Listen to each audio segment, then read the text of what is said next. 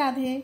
आइए भूत भावन भगवान शंकर एवं माँ गौरा के पावन होली गीत को सुनते हैं।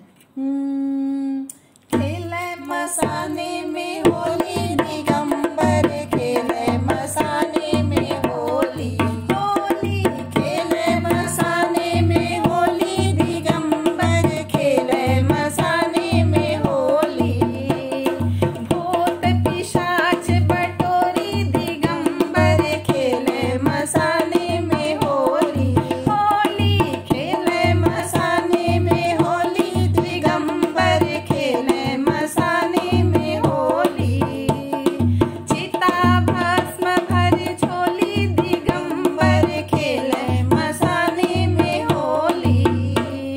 गोपी ग्वाल न श्याम न राधा, गोपी ग्वाल न श्याम न राधा, ना कोई रोक